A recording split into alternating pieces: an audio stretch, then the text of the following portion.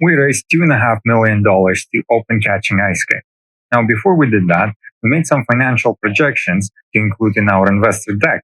Portion of that financial projection is the calculation of gross margin, a very important measure of profitability of each business. It basically shows how much profit you generate for all revenue you incur. So today I want to show you how to create a worksheet to calculate gross margin. Now, I prefer to use Excel or Google Sheet for all these calculations, and it's easy to create a table that is visually attractive as well. So let's go ahead and create our header. We have our recipe, which is a typical catching ice cream product offering, our restaurant, catching ice cream from Dylan LeMay, and today's date. We'll have to include the list of all ingredients that go to the typical offering. For each business, it varies, and you know your business better than anyone else. So just think about all ingredients that make up the product offering. I'll also include the variables. I'll have a unit for each ingredient, a customer yield for each ingredient. Customer yield is basically a percentage of customers that choosing this offering over something else. Revenue, we'll have a price per unit and price per customer. Price per unit is basically the price that you charge your customer. Price per customer depends on the customer yield. Similarly, we'll do the expense part.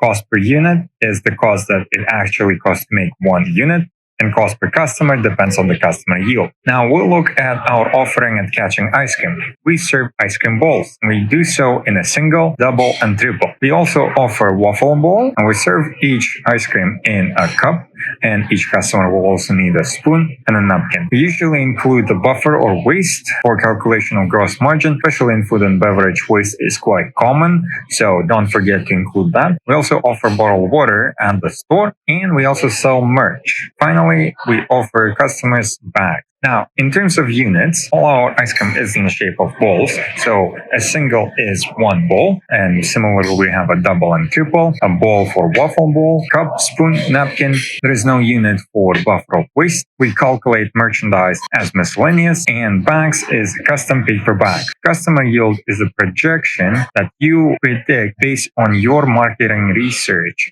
that you've conducted beforehand. We assume that most people will order a single ice cream bowl. So we'll put 55%, so just above the half of customers. A lot of people will come with families and friends, so we'll put 35% for a double, and the rest will go for a triple. Obviously, not everyone will order waffle bowls, so we'll put it at the lower end of 15%, but everyone will need a cup and a spoon and a napkin, 100% for all of those. Now, of course, not all customers will incur waste, but we'll put 100%, thinking that it is the case. So we're basically averaging out waste across all customers. Not everyone is going to be buying water, so we'll put it at the same rate as our waffles at 15%. Merch is a little bit tricky. It really depends on your business and industry. Since we're an ice cream store, but we're a content creator ice cream store, we sell a considerable amount of merch. Yet for projections, I prefer to put it lower end. So we'll put it at 4%. And everyone who is going to buy merch will likely need a bag, but everyone who's buying ice cream is not necessarily will need a bag. So we'll put bag at 4% as well. For price per unit, we charge $6.96 for one ice cream bowl, $12.55 for two, and $18 for three.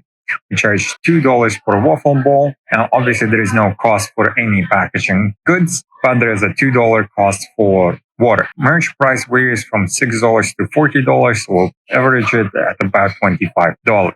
Now, price per customer is quite easy to calculate. You multiply price per unit by the customer yield and sum it all together to get our $11.62. That's the total revenue per customer that we project. Now, to calculate cost per unit, all our ice cream obviously has ice cream, but it also has different types of chocolate and different toppings. So realistically, the cost per unit will vary from flavor to flavor, but we'll average it at $1.75. And for a double, we just multiply it by 2, and for triple by 3. Waffle Bowl actually has a much lower cost and higher margin. This is a very good upselling add-on, but not everyone will buy it. All paper goods costs will vary depending on the quality and the supplier you choose. We went with the eco-friendly option, so we have 15 cents for a cup, 5 cents for a spoon, and 2 cents for a napkin. Buffer waste. Waste is really a prediction. I usually do it as the cost of 1 cup because of the nature of our business. Bottle of water cost is about 30 cents. For merch, we have margins varying between 45 to 70%,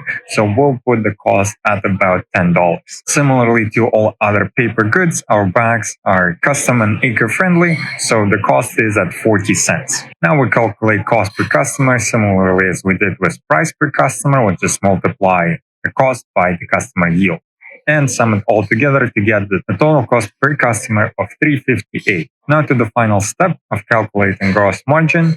We take our revenue, subtract expense from it, and divide by the revenue.